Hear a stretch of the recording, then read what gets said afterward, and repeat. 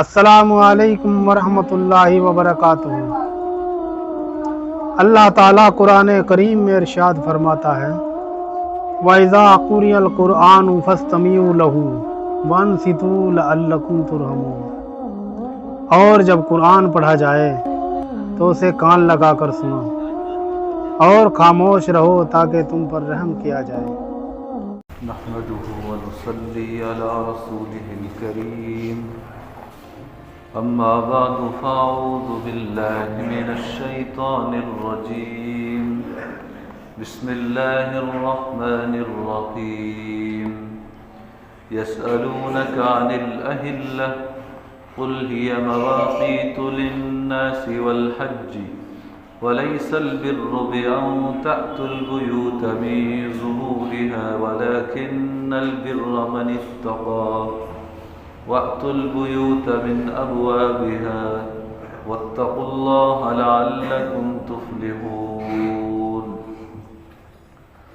وہ لوگ آپ سے نئے چاندوں کے بارے میں پوچھتے ہیں، آپ بتائیے کہ وہ لوگوں کے لیے اور حج کے لیے اوقات ہیں، اور نیکی یہ نہیں ہے کہ تم گھروں میں ان کی پشت سے آؤ، بلکہ نیکی اللہ کے احکام کی خلاف ورزی سے بچنا ہے، اور تم گھروں میں ان کے دروازوں سے آؤ اور اللہ سے ڈرو تاکہ تم کامیاب ہو جاؤ۔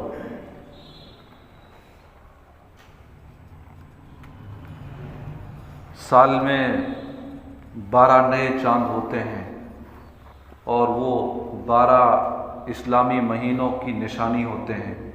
مہینہ کب شروع ہو رہا ہے اور کب مہینہ ختم ہو کر اگلا نیا مہینہ شروع ہوتا ہے، اس کا دار و مدار چاند پر ہے۔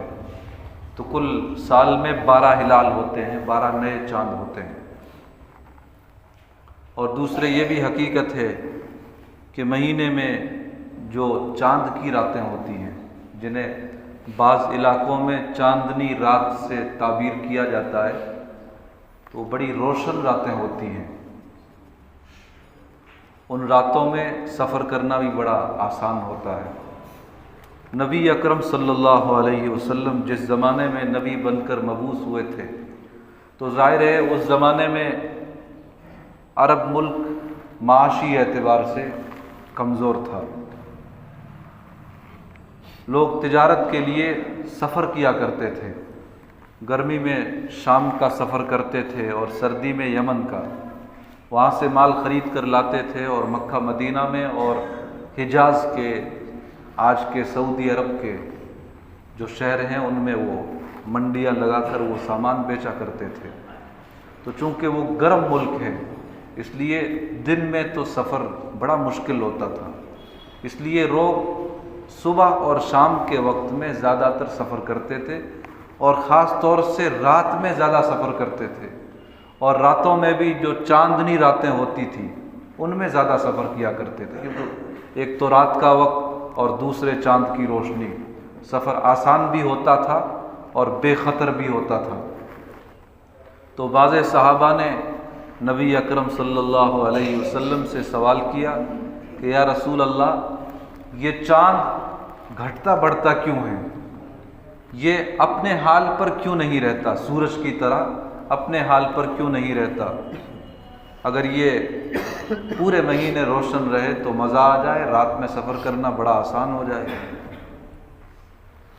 تو اللہ کے نبی صلی اللہ علیہ وسلم کو اس سوال کا اس آیت میں جواب دیا گیا۔ اللہ تعالیٰ نے فرمایا کہ آپ ان سوال کرنے والے لوگوں سے بتا دیجئے کہ یہ جو چاند کا گھٹنا بڑھنا ہے، اس میں دراصل لوگوں کا فائدہ ہے کہ اس سے وہ اپنے مہینے بھی طے کرتے ہیں، اور اسی سے حج کا بھی وقت طے ہوتا ہے، ذی الحجہ کب شروع ہوتا ہے اور ذی الحجہ میں ایام حج کب آنے ہیں۔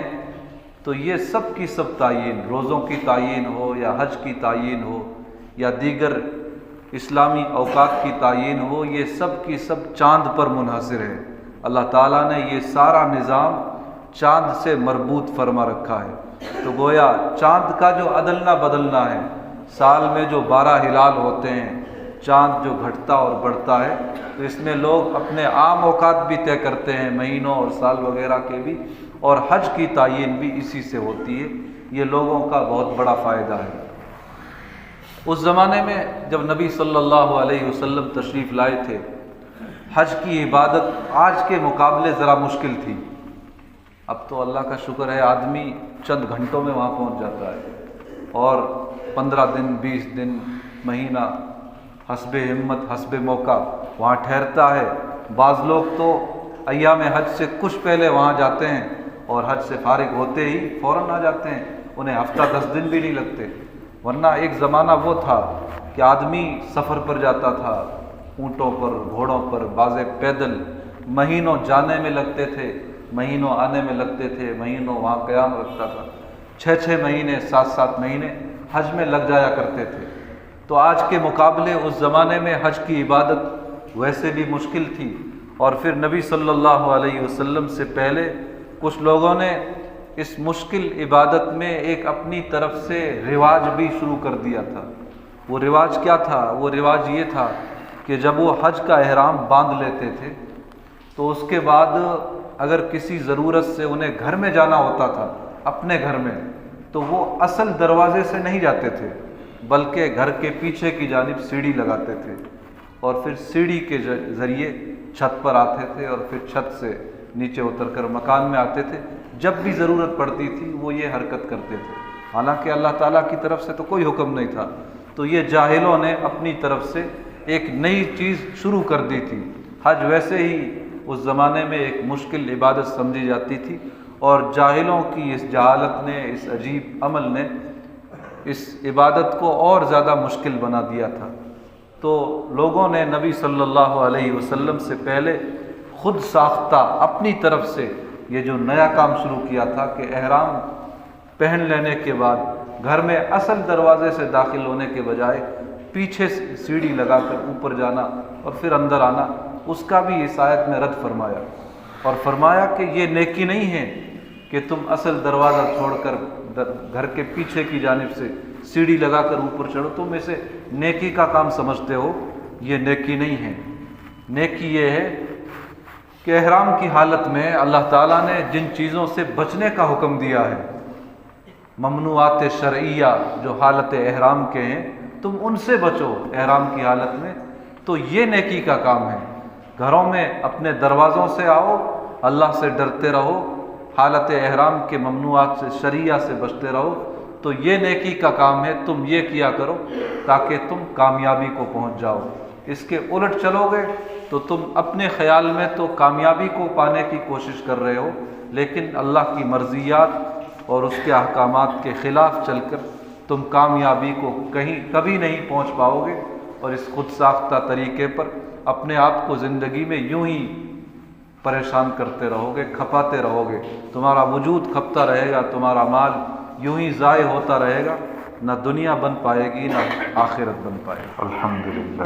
سبحان اللہ والحمد